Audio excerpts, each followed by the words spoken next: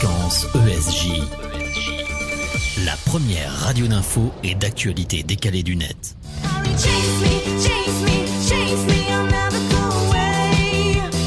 Where is Nina, c'est un groupe de filles, Amélie au chant, Lisa à la guitare, Léa à la basse et Noémie à la batterie. Mais Where is Nina, c'est avant tout un concept, un univers bien ficelé où le politiquement correct n'existe pas. On sent chez vous une pointe de nostalgie des années vinyles et des super-héros Marvel, les vrais, ceux qui ont bercé notre enfance. Ces filles-là, c'est un peu les 4 fantastiques de la musique qui cachent derrière leurs micros et leurs instruments des super-pouvoirs. Des pouvoirs de séduction, attention, elles en ont, elles n'hésitent pas à se déshabiller dans leurs clips, et surtout des pouvoirs énergisants.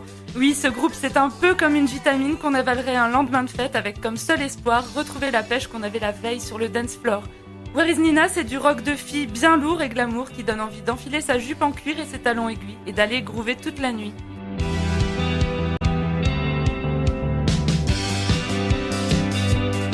Amélie Pinaudot, vous êtes la chanteuse de Where is Nina et Léa Pétel, la bassiste. Qui est cette Nina ? Nina, en fait, c'est aucune d'entre nous déjà. Nina, c'est parce qu'en fait, on avait essayé à un moment d'aller voir un concert de Nina Hagen parce que c'était dans ce qu'on aimait comme style de musique. Et en fait, elle s'est jamais pointée. Du coup, on s'est demandé où était Nina. Et voilà. Vous la cherchez toujours ? Ouais, on la cherche toujours, ouais. À la place, on a vu Pete Doherty, mais c'était moins. C'est pas mal quand même. Moins la folie. Vous avez formé le groupe pendant l'été 2013. Comment vous est venue cette idée ? Alors en fait, c'était une formation qui existait déjà, mais sans moi. Elles jouaient déjà ensemble depuis un petit moment avec le nom Mary Poppins. Et quand elles ont changé de nom et qu'on s'est rencontrés, moi je les ai rencontrées via Internet. Et donc ce projet est né à la suite de ça. Léa, vous avez accueilli dans votre groupe Amélie comme ça ? Bah ouais, on a vu une petite blonde qui chantait bien, on a dit bien. Et puis au final, on a commencé à changer de style, à améliorer le groupe et voilà, c'est né comme ça.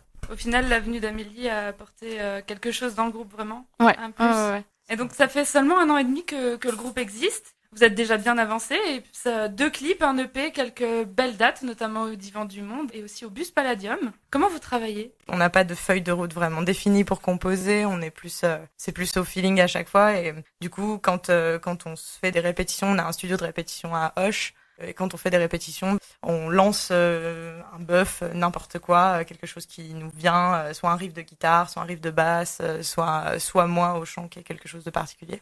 Et la chanson en fait se construit toute seule et c'est un peu comme si ça existait déjà. Il faut juste couper dedans et voilà et sortir ça d'une matière un peu brute. Mais vous avez dû passer vraiment beaucoup d'heures dessus parce que le travail est déjà énorme au bout d'1 an et demi, Léa. Oh là là, comme elle nous flatte. Bah ouais, on répète toutes les semaines. On essaye de répéter au moins 1 fois par semaine, voire 2. Dès qu'on a des concerts, on bosse à fond. Puis c'est quelque chose qu'on aime faire, donc on se force pas et c'est naturel et ça vient tout seul. Et du coup, on travaille tout de suite beaucoup plus.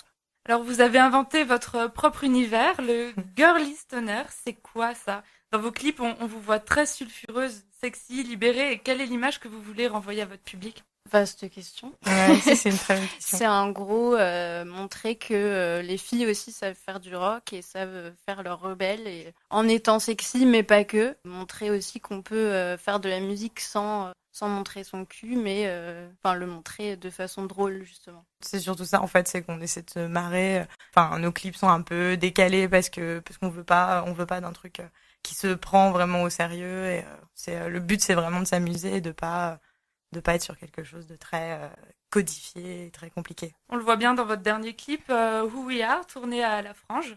C'est un bar assez spécial. Vous pouvez nous raconter un peu comment ça s'est passé, ce tournage, Léa ? On voulait absolument faire un clip avec des pole danceuses parce que Noémie fait de la pole dance aussi et on aime bien l'univers un peu sexy, un peu voilà comme ça. Et du coup, on cherchait un bar avec des barres de pole justement. Et donc, on a trouvé ce bar qui est exactement notre univers. En fait, on connaissait pas, mais on est tombé sous le charme et ils nous ont super bien accueillis. Et en fait, c'était absolument parfait pour le clip.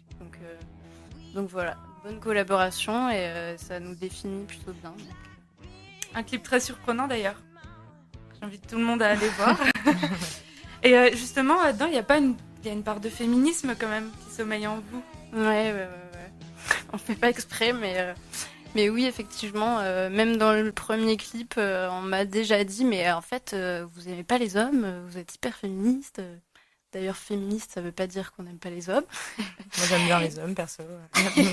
Aucun souci. Mais oui, c'est comme je disais, c'est une espèce de forme de rébellion, montrer que c'est pas parce qu'on est des nanas qu'on sait pas faire de la musique comme des mecs. Alors au printemps, vous avez fait financer votre EP sur une plateforme de financement participatif. Donc vous avez demandé à vos fans de vous aider à financer votre EP en vous donnant une certaine somme d'argent. Vous avez récolté 2 951 € alors que vous aviez un objectif de 2 500 €. Vous aviez l'air assez contente du résultat, écoutez.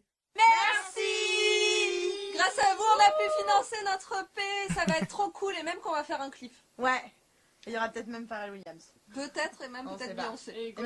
Et Gwen Stefani. On l'a invité à la Paris Charlie Burger. Manson. Et peut-être Jacques Chirac. Et peut-être Jacques Chirac. On Bah ne oui, sait pas. même si Vu je- qu'il oublie tout, peut-être qu'il viendra. On sait pas. On va voir. On vous tient au courant. Merci. On n'a pas vu Jacques Chirac dans votre clip. Non, et Beyoncé a pas pu venir. C'est Du dommage. coup, Mais il y a le sosie de François Hollande, par contre. C'est vrai, dans Ouais, votre clip, ouais. le dernier. Faut regarder bien, ouais. Alors comment a été accueillie cette demande de financement par vos fans? On est parti très très fort la première semaine parce qu'en fait à chaque fois quand on essaie de faire financer quelque chose, c'est toujours un peu ce qui se passe. C'est qu'au début tout le monde partage et du coup ça marche bien au début et après ça marche très très bien à la fin quand il reste plus beaucoup de temps pour filer des sous. Mais du coup on a eu pas mal de, je sais plus combien de personnes ça a représenté, mais on a eu 200 personnes à peu près donc voilà, c'était chouette, pas mal de familles et pas mal de potes qui nous connaissent un peu déjà, mais ouais, c'était bien, ça nous a permis de faire vachement de choses. Et justement, comment vous avez choisi les morceaux qui figurent maintenant sur l'EP? Ça faisait 6 mois qu'on composait, donc on n'avait pas énormément de choix encore. Là maintenant, on a un peu plus de choix. Donc c'était un peu les premiers morceaux qu'on a composés, et c'était ceux qu'on préférait, et c'était un peu le panel de tout ce qu'on savait faire. Donc il y a des chansons très très différentes.